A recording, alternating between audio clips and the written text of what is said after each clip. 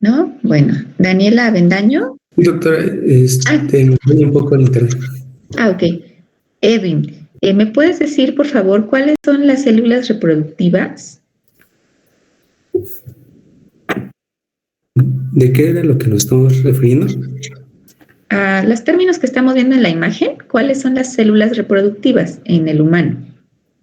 O gametos, ¿cuáles son? Lo, los espermatozoides y los óvulos. Y a Ok. través ¿sigo? Ajá, muy bien. Así está bien. Roberto Velázquez, ¿está presente, Roberto? Bueno, Daniela Avendaño. Sí, doctora, buenas tardes. Hola, Daniela, buenas tardes. Mira, de los términos que estamos observando en la imagen, ¿me puedes decir, por favor, cuántos cromosomas tiene nuestra especie? 46. Ajá, 46. Alejandro Emanuel Urbieta, ¿no está? Bueno, Sofía Toledo. Sí, doctora. Sofía, ¿me podrías decir, por favor, cuando decimos que es un número haploide de cromosomas, ¿a qué nos referimos? Cuando los 46, cuando los 46 se dividen en dos, entonces quedan en 23 y 23. Muy bien, Sofía, gracias. No, Flor de Noelia, ¿no está? Sí. Ah, Noelia, ¿me podrías decir, por favor, cuáles son los cromosomas homólogos?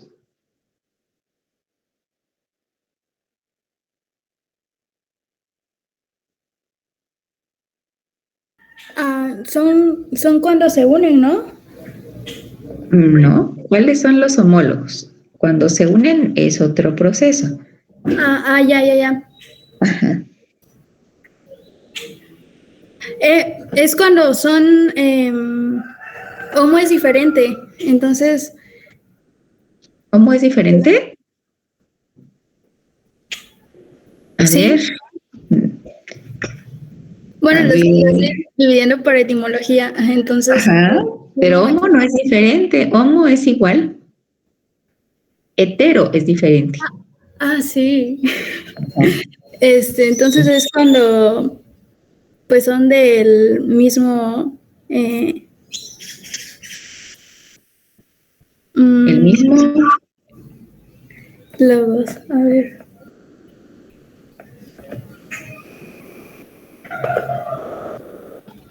Híjole, no me acuerdo. ¿No te acuerdas, Noelia? Bueno, a ver, Adriana Lucía. ¿Cuáles son los homólogos, Adriana Lucía? ¿No está? Hola, doctora, buenas Hola. tardes. Ajá. Buenas tardes. ¿Cuáles son, qué son los cromosomas homólogos? Exactamente. ¿Cuáles son los cromosomas homólogos? Bueno, son un par de cromosomas, que están compuestos por los cromosomas del papá y de la mamá. Ajá, Cuando son los están, pares, ¿no? sí. Muy bien, los pares, Adriana Lucía, gracias. Sherlyn, ¿me podrías definir el concepto de mitosis, Sherlyn? ¿Qué es la mitosis? Mitosis, sí, la mitosis vendría siendo el proceso celular por el cual se van a producir dos células idénticas a partir de una división celular. Ah, ¿eres Sherlyn? Ah, no, yo escuché Charlie. No, no. Sherlyn, a ver, ahorita te pregunto, Carlos, no te preocupes. ¿Sherlyn está presente? ¿No? Bueno, Daniel Santana, ¿tampoco está? Sí, doctora, aquí No. estoy. A ver, Daniel, ¿me podrías decir, Daniel, qué diferencias hay entre la mitosis y la meiosis? Me parece que la mitosis es el proceso de división celular y el proceso de meiosis es cuando se reproducen las células. Ah, ¿y qué es eso? Ah, a ¿Cómo ver, se reproducen las células o qué células en la meiosis?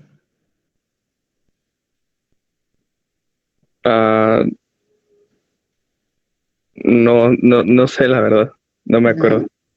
Bueno, a ver, José Ángel, por favor, y luego Lomelí, Jocelyn. Primero José Ángel. En la mitosis es cuando se reproducen dos células somáticas y en la meiosis es para las células, bueno, para los gametos. Muy bien, entonces los dos son mecanismos de división celular, ¿verdad? Muy bien, a ver, Lomelí, Jocelyn, ¿qué querías complementar? ¿Qué diferencias hay entre mitosis y meiosis?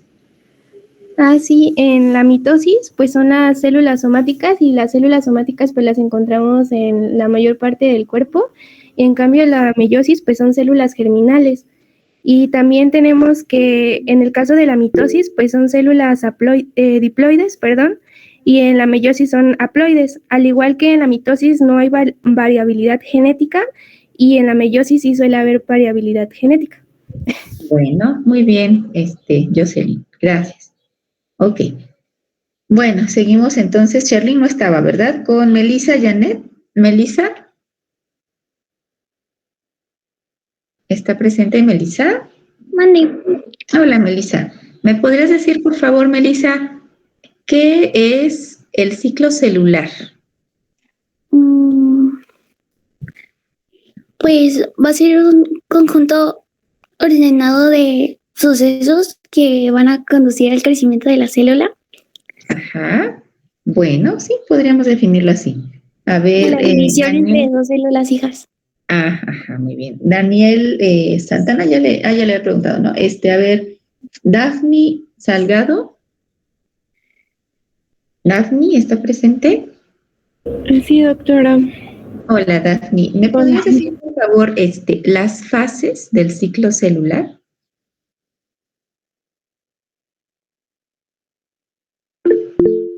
A ver, vamos a darle oportunidad a Daphne y si no, ya Francisco Samuel nos contesta. A ver, adelante. Daphne, ¿te acuerdas? No, doctora. ¿No? Bueno, a ver, Francisco Samuel. Es la fase G1, S, G2 y la fase N de mitosis. Bueno, sí, muy bien, Francisco. Ok, seguimos entonces con Sinaí. Sí, doctora. Sinaí, ¿me podrías decir, por favor, Sinaí, qué es el evento de la recombinación? Pues es el proceso en donde se intercambian o se aparean los genes para obtener la diversidad genética. Ajá, los cromosomas, ¿no? Ajá. Muy bien. Ok, perfecto. Meribá Rodríguez, ¿está presente? ¿Meribá? ¿No? Bueno, María Fernanda Cruz. Sí. María Fernanda, ¿me podrías decir, por favor, cuáles son las fases de la mitosis? ¿De la mitosis o meiosis? Mitosis. De la mitosis es la profase, metafase, anafase, telofase y citocinesis. Ok, gracias, María Fernanda. Gledey Reyes. Así que aquí estoy. Buenas tardes, doctora. Hola, Gledey, ¿me podrías decir, por favor, en qué fase de la mitosis podemos observar a los cromosomas?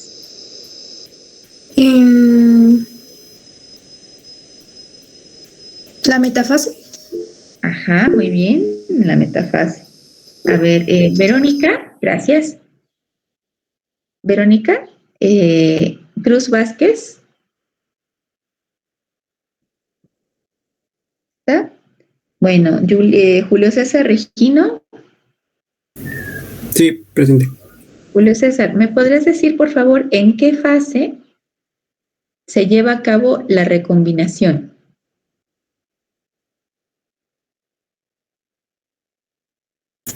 Me parece que era en la anafase.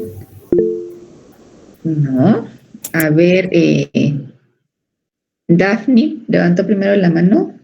En Paquiteno. Ajá, pero bueno, sí, en Paquiteno, pero a ver, Juan Carlos, ¿en qué de las fases de la meiosis, o sea, no la subfase, como nos dijo Daphne, que está bien, pero en general, ¿en qué fase? En la meiosis 1. Ajá, en la meiosis 1, pero ¿en cuál de las etapas? Durante la profase, ¿no? Exacto, muy bien. En la meiosis 1, en la profase, y de la profase en Paquiteno, ¿no? Como nos dijo Daphne muy bien. Perfecto. Gracias, Juan Carlos. Bueno, ok. Vamos a continuar con la clase y ya les sigo preguntando a los que faltan, ¿eh? Es importante, me da gusto que la mayoría contestó correctamente. Este tema, como les había yo dicho, pues es un tema que ya ustedes deben dominar porque pues no es algo nuevo, ¿no? Es algo que ustedes ya conocen. Bueno, entonces vamos a avanzar. El ciclo celular, pues ya habíamos mencionado en la clase pasada, que consta de 4 fases o también hay autores que pueden dividirlo en 2, ¿no? Que es la interfase y la fase de división. La interfase está compuesta por la fase G1, S y G2 y es una etapa en la cual la cromatina es altamente activa, ¿no? Porque está abierta. En cambio, para la división, esta cromatina decíamos que se compacta, ¿no? Bueno, aquí es mucha letra, pero nada más es para lo mismo, recordar que en general el ciclo celular podemos dividirlo en 2 grandes etapas y que la interfase pues es larga porque es una etapa en la que se lleva a cabo muchas actividades metabólicas, sobre todo de síntesis de las diferentes proteínas y sustancias que se van a utilizar en las etapas sucesivas, ¿no? Son en la interfase, ya decíamos, 3 periodos, G1, S y G2, y la etapa de división, que sería la fase M, ¿no? Recordar que en la fase S se lleva a cabo la síntesis de DNA, ¿no? Y en esta, pues obviamente el DNA se duplica a sí mismo para poder posteriormente dividirse, ¿no? Este es el ciclo celular, y bueno, ustedes ya lo conocen. Durante la interfase, entonces decíamos que vemos en color verde en la imagen la cromatina, que es este material que contiene DNA, RNA, proteínas, está abierto. Al llegar la división, que vemos en color amarillo, entonces esta cromatina se condensa, ¿verdad? Esta imagen es muy ilustrativa de lo que sucede con la cromatina, ¿sí? Vamos a observar a la fase G1. La fase G1 estamos viéndola a la izquierda de su pantalla. Y lo que sucede es que observamos que aquí el DNA que está contenido en la cromatina está abierto, como pueden ustedes observar. Y podemos ver que hay procesos de transcripción, de traducción de proteínas, ¿no? Y el cromosoma, por llamarlo así, no tiene forma de cromosoma, ¿no? Es cromatina abierta, ¿no? En la fase S, lo mismo, vemos más todavía abierto a este material genético y vemos lo que dice allá hasta arriba, como a las 12 de su pantalla, ojo de replicación, dice, ¿no? Porque el DNA se está replicando, se está transcribiendo también, ¿no? Vemos cómo ahí están los RNAs, ¿no? Transcribiéndose. Y además se está replicando el DNA. Y en la fase G2, observen cómo el material genético ya se duplicó, ¿sí? Vean cómo en G1 hay una sola cromátida, digámoslo así, abierta, muy extendida, pero una sola. En cambio, en la fase G2 está duplicada, observen, todavía sigue muy abierta, ¿verdad? Pero ya tenemos 2 cromátidas. ¿Por qué? Porque el material genético ya se duplicó. ¿Con qué objeto? Porque cuando llegue a la fase M se va a dividir, ¿verdad? Y tenemos que tener el mismo material que al principio, ¿no? Entonces aquí vean, ya está duplicado el material en la fase G2, entramos a la fase de división y aquí pues las etapas que ya ustedes mencionaron, profase, metafase, anafase, telofase. Y podemos observar en la profase cómo estos filamentos se compactan. Vemos en la metafase a los cromosomas en el plano ecuatorial. Vemos en la anafase cómo se están separando hacia los polos. ¿Ah? En la telofase ya, ¿no? Se separaron y otra vez inicia el ciclo, ¿verdad? Pues esta imagen me gusta mucho porque podemos visualizar lo que está sucediendo con la cromatina, ¿verdad? Bueno, la mitosis ya vimos, ¿no? Las etapas, ya vimos que una célula madre al principio es diploide, bivalente. Al iniciar la mitosis, en esta imagen previa podemos observar por qué es bivalente, ¿verdad? Porque tienen los cromosomas doble material al principio, ¿sí? Al final, las células hijas son diploides también, pero monovalentes, ¿sí? ¿Por qué? Porque tienen una cromatida, ¿sí? Aunque el material está duplicado, pues. Aquí, nada más para recordar la estructura del cromosoma, vemos que parece una especie de estrellita de X, ¿no? Como una X, vamos a representarlo así, que hay una cinturita de este cromosoma, cuyo nombre es el centrómero o constricción primaria. Vemos que tiene brazos hacia arriba, que se llaman brazos cortos o brazos P, y brazos largos abajo del centrómero, ¿no? Si nosotros dividimos de manera longitudinal, es decir, a lo largo al cromosoma, vamos a tener una cromatida de un lado y la otra del otro, ¿sí? En la interfase, pues ya platicábamos la clase pasada, que la cromatina está dispersa, la envoltura nuclear está presente y observamos a la pareja de centriolos juntos, ¿sí? En esta imagen podemos visualizar esto que dice el texto. En la profase mencionamos que el nucleolo desapareció, los centriolos empiezan a moverse, observen, a formar el uso acromático. La cromatina se condensa y podemos observar filamentos. La envoltura del núcleo, la membrana nuclear, pues poco a poco empieza a desaparecer. Esta sería la profase. En la metafase observamos los cromosomas en el plano ecuatorial de la célula, es decir, el centro. La envoltura nuclear desapareció, los centriolos han formado el uso acromático. Ajá. En la anafase, las cromátidas se mueven, se separan y son arrastradas hacia los polos. Esto gracias a una polimerización y depolimerización de los microtúbulos que interaccionan y traccionan, ¿no? A su vez a las cromátidas.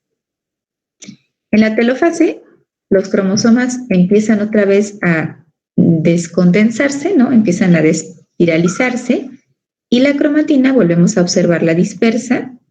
La envoltura nuclear se reconstituye, o sea, se vuelve a formar gracias a el retículo endoplásmico y la célula se divide en dos, reaparece el nucleolo y posteriormente tenemos la citocinesis, ¿no? Bueno, este es como unas imágenes de microscopía para observar estas fases. La meiosis, ya mencionamos que podemos dividirla en meiosis 1, o reduccional, y meiosis 2 o ecuacional, y que es un proceso que se lleva a cabo para dividir a las células germinales, también conocidas como gametos. Al final de este proceso vamos a obtener células haploides y esto se debe a que va a haber dos divisiones sucesivas y una sola duplicación de material, ¿verdad? Esto ya lo comentamos. Bueno. Aquí nada más unos esquemas rápidos de la mitosis y la meiosis, ¿no? También vimos la clase pasada en las fases de la profase 1, que es en donde se lleva a cabo la recombinación, ¿no? Repasamos estas etapas en un esquema y vimos los eventos que suceden en cada una de estas, ¿sí? Comentábamos que hay una etapa intermedia entre diploteno y diacinesis que se llama dictioteno, ¿sí? Y que ahí, dijimos, era donde se detenían los ovocitos, en el caso de la mujer, y que ésta se volvía a reactivar hasta que empezaban a liberarse uno por uno los óvulos, ¿sí? Bueno, esto es un esquema de la recombinación. Decíamos que los cromosomas homólogos eran aquellos que intercambiaban su material, ¿correcto? Bueno, a ver, Verónica sí me contestó que está presente, perdón. Verónica Cruz. Creo que no, ¿verdad? Bueno, Yulisa Ramírez. Hola, doctora. Hola, Yulisa. Una pregunta, Yulisa, de lo que hablamos la clase pasada. ¿Me podrías recordar qué sucede con los cromosomas sexuales en el varón? ¿Recombinan o no recombinan? ¿No recombinan? No recombinan. Bueno, a ver, Nadesma Diego, ¿está presente? Sí, sí recombina. Sí recombinan, correcto. ¿Recuerdas en qué lugar recombinan, Nadesma? Nadesna, perdón. En un punto o dos específicos que se llamaban DAPAR. DAPAR, perfecto, gracias. Bueno, muy bien. Entonces, aquí podemos observar cómo se da el proceso de recombinación en la profase 1. Bueno, la meiosis 1, que ya dijimos era reduccional. La meiosis 1, aquí podemos seguir observando el proceso. Ajá. Y bueno, la meiosis 2, dijimos que también se llamaba ecuacional. Y esta meiosis 2 es muy rápida. De hecho, el tiempo total de la meiosis, es el 90% de este tiempo se absorbe en la profase 1, porque ahí se lleva a cabo la recombinación, ¿verdad? A ver, María Fernanda Pastrana. Sí. María Fernanda, ¿me podrías decir, por favor, cuál es la importancia de este proceso llamado recombinación?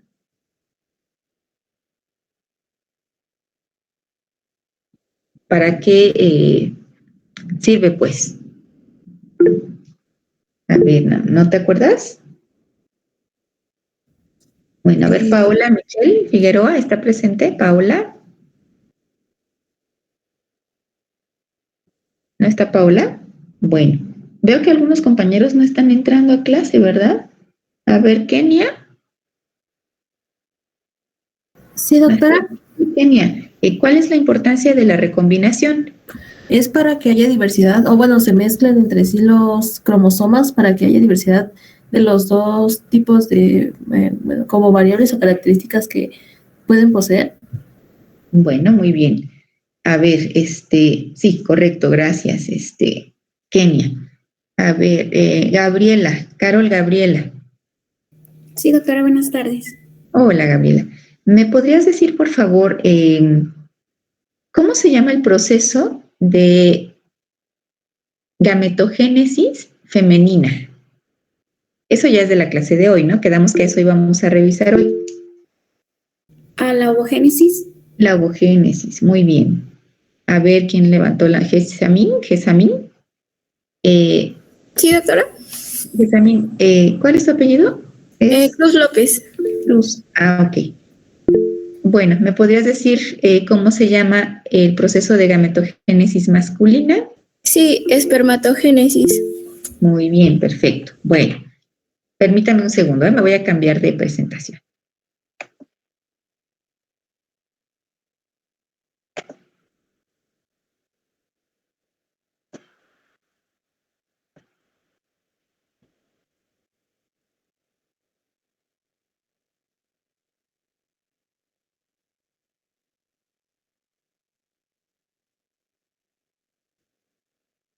Bueno, entonces vamos a hablar pues ya un poquito, porque ya no tenemos mucho tiempo, de la gametogénesis. Permítame.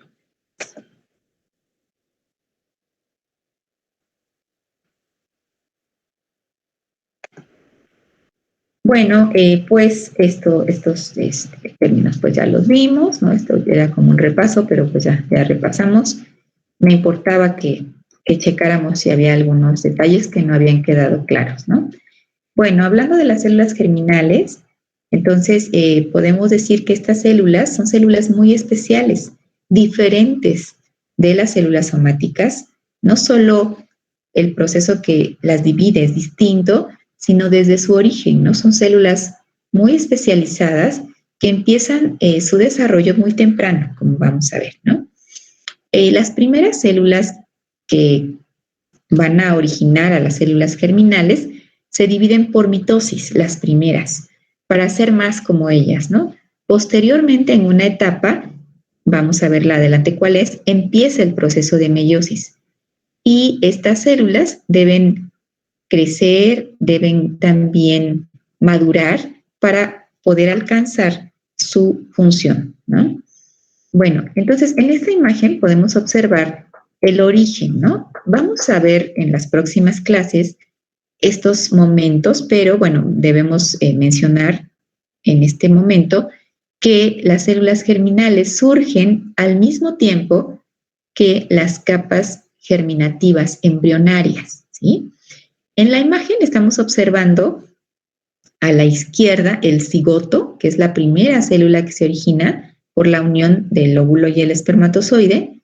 Después tenemos otra etapa que se llama blastocisto y después este blastocisto en una parte que se llama el embrioblasto, que está como en azulito, hay un grupo de celulitas en azulito, van a formar primero una capa bilaminar y después una capa trilaminar, que son estas capas germinativas que se llaman ectodermo, mesodermo y endodermo. Esto sucede al principio de la semana 3. De hecho, lo vamos a ver con detalle. Lo que nada más me interesa en este momento que recuerden es que las células germinales se originan en ese momento, al momento en que se está formando estas 3 capas germinativas embrionarias, es cuando surgen las células germinales, ¿no? Muy temprano, entonces, en la semana 3. Estas células madre, digamos así, de las células germinales se llaman células germinales primordiales. Se abrevia CGP. Y estas pueden ya identificarse en el día 24 del desarrollo, ¿no? Y bueno, estas se originan en un punto, pero migran para poderse ubicar finalmente en su lugar definitivo, que va a ser la cresta urogenital, como vamos a ver posteriormente, ¿sí? Estas células germinales primordiales son células que tienen capacidades muy amplias. De hecho, pueden originar otros tejidos. Por eso, cuando estas migran hacia un sitio equivocado, pueden incluso formar tumores. Como vemos en esta imagen, es un bebé que tiene un tumor que se conoce como teratoma y que está formado a nivel del cuello, por eso se conoce como teratoma cervical. Hay otras localizaciones, como puede ser sacro, por ejemplo. Y estos tumores, si se abren dentro, contienen, por ejemplo, pelo, tejido nervioso, tejido pulmonar. ¿Por qué? Porque estas células germinales primordiales, como vimos, surgen de estas primeras células que se conocen como células pluripotentes, es decir, que pueden originar cualquier tipo de tejido, ¿sí? Bueno, entonces, vamos a empezar a revisar las etapas de este proceso. Vamos a empezar con la espermatogénesis, ¿sí? Tenemos en un inicio a las células germinales primordiales, que van a formar por mitosis a las espermatogonias. Vamos a hacer un poquito más grande la imagen, para que se vea mejor, porque está muy chiquita la letra. Vamos a ubicarnos en el esquema que está a la derecha. Observen, hasta arriba dice célula germinal primordial, ¿no? Después, esta va a originar a las espermatogonias. Estas se dividen por mitosis para originar las primeras células que se llaman espermatogonias primarias, ¿sí? Y aquí, estas, vean, todas se dividen todavía por mitosis. Hasta que estas espermatogonias originan el espermatocito primario, es cuando empieza el proceso de la meiosis. Entonces, la célula que va a iniciar el proceso de meiosis es el espermatocito primario, ¿sí? Observen la imagen. Este espermatocito primario, al entrar en la meiosis 1 es una célula diploide, ¿sí? Cuando termina el proceso, sale como espermatocito secundario. Este espermatocito secundario entra a la meiosis 2 y sale como espermátida, ¿sí? Esta espermátida es la que termina el proceso de meiosis 2, es decir, ya es haploide, observen las imágenes, como ya nada más tiene una sola cromátida, y después requiere de un proceso de maduración y diferenciación que se llama espermiogénesis para convertirse en espermatozoide maduro. Bueno, vamos a ver otras imágenes con lo mismo, ¿eh? Vamos a repasar, no se preocupe. Todo esto está sucediendo en el túbulo seminífero. Observen, aquí tenemos hasta la extrema izquierda un testículo, tenemos un corte que nos acerca a la luz del testículo.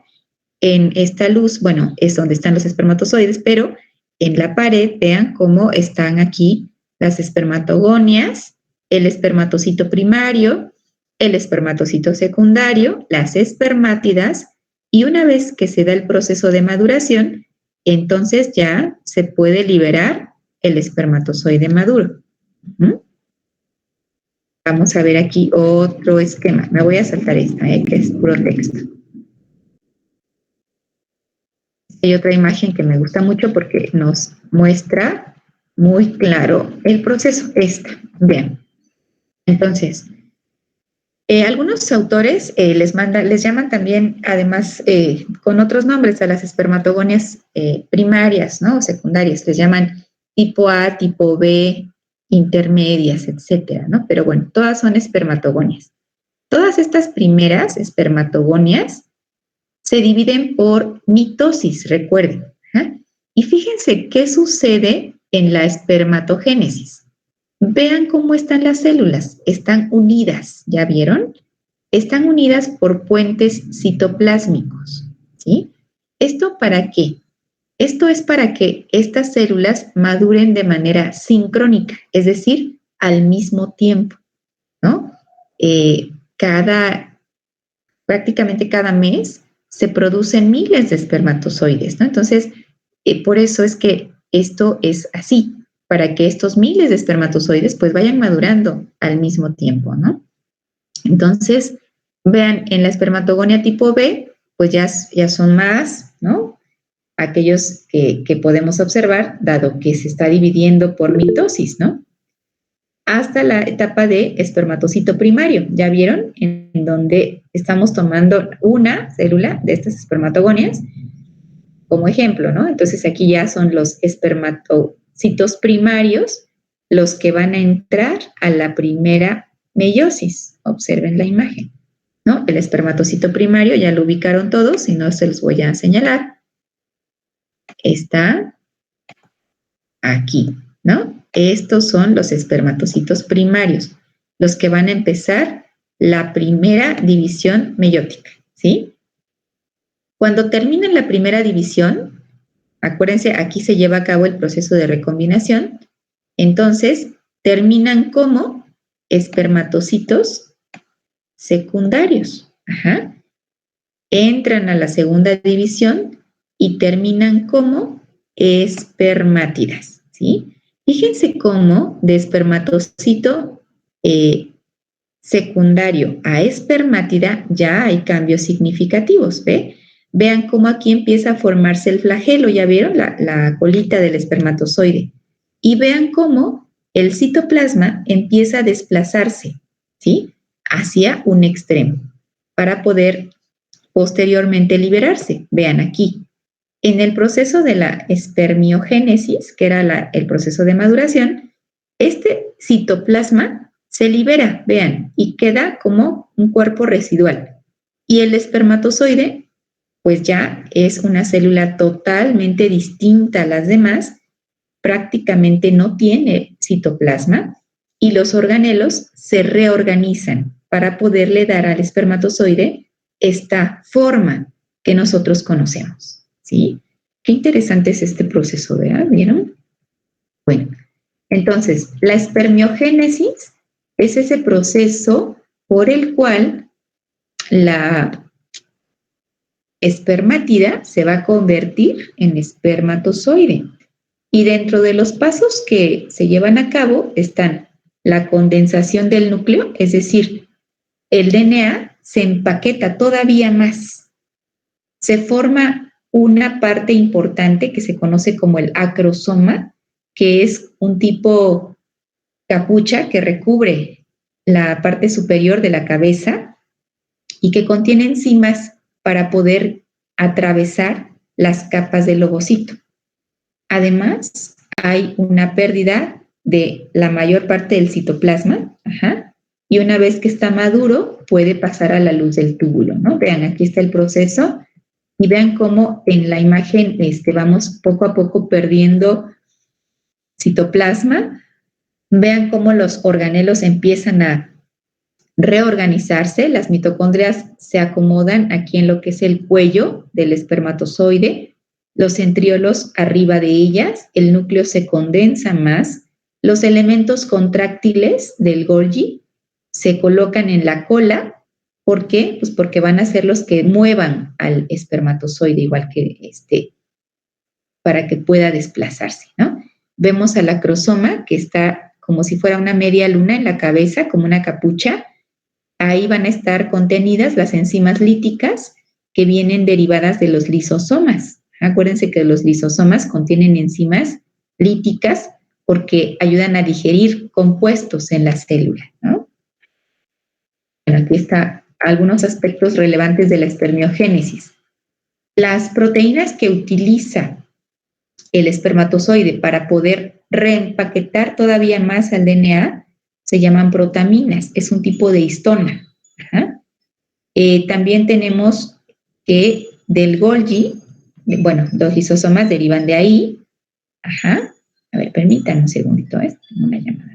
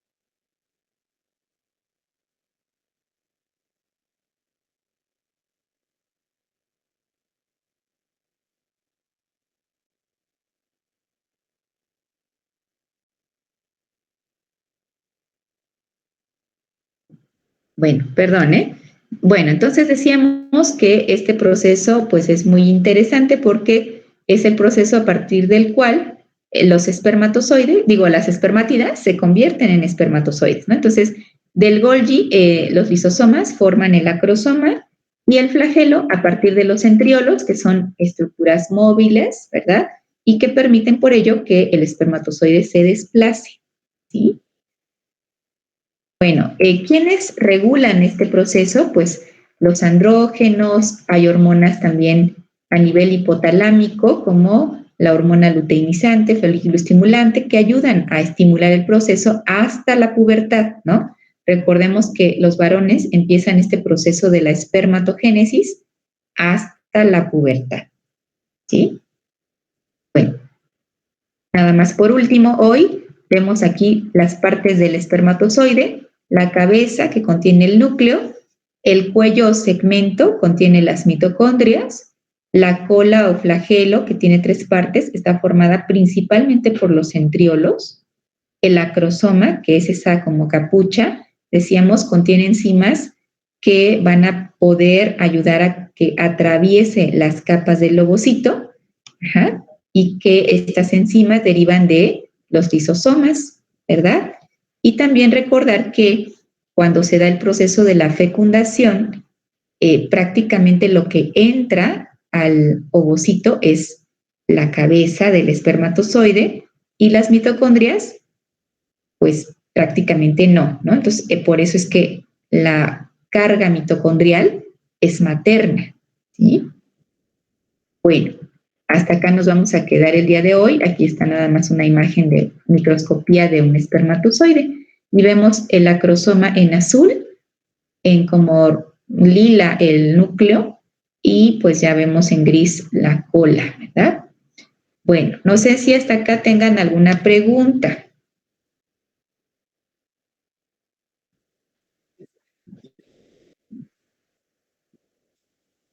El acrosoma es una parte que se encuentra en la parte superior de la cabeza del espermatozoide y que contiene, decíamos, enzimas para poder atravesar cuando sea necesario en la fecundación las capas del ovocito.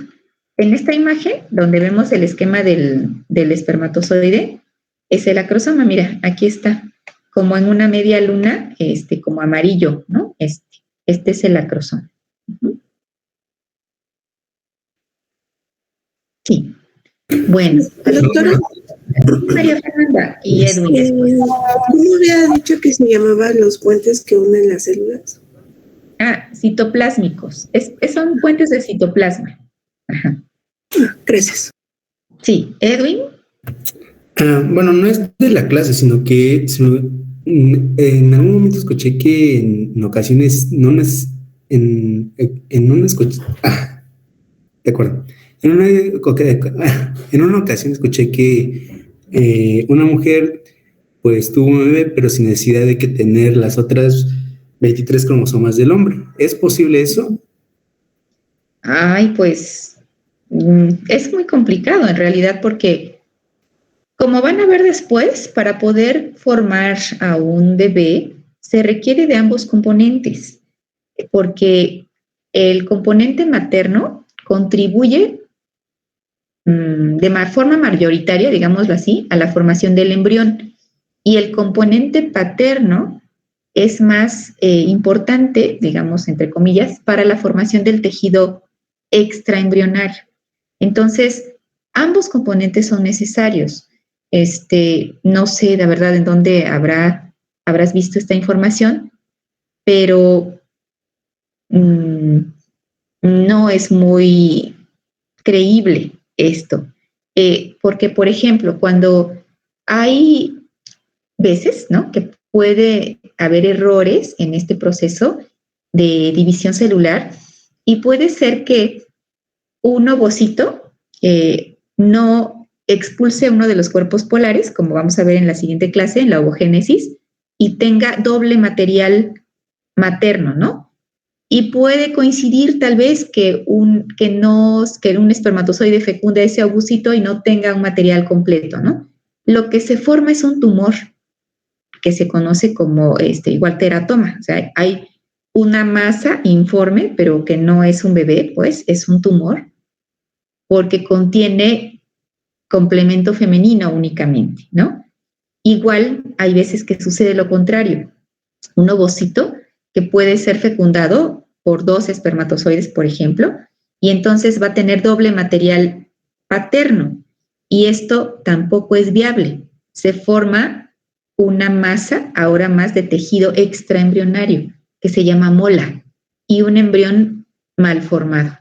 Entonces, para poder desarrollar a un bebé, a un embrión correctamente, se requiere de ambos componentes, tanto paterno como materno, porque cada uno contribuye no solo con la mitad de la información genética, sino con otros aspectos importantes que van a ver en genética, que son los mecanismos de la impronta.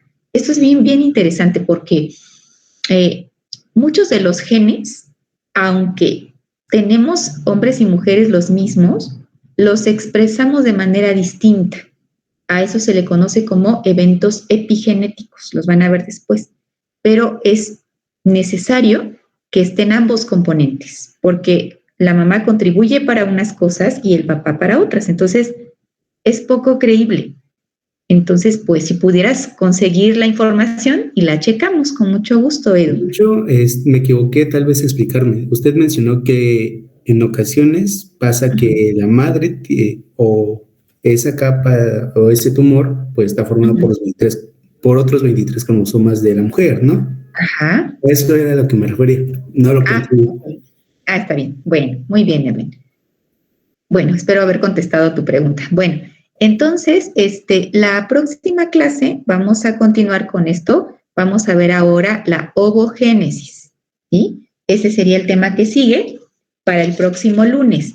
Y vamos a empezar a ver también el proceso de la fecundación. Y ya no nos va a dar tiempo porque ya se nos acabó, pero ya repartimos los temas sin falta. Por favor, primero el lunes, antes de empezar con el tema. Por favor, me recuerdan, ¿sí? Profa. Mande. Bueno, lo que pasa es que no logré entrar cuando pasó lista porque mi internet está fallando un poquito. Ajá.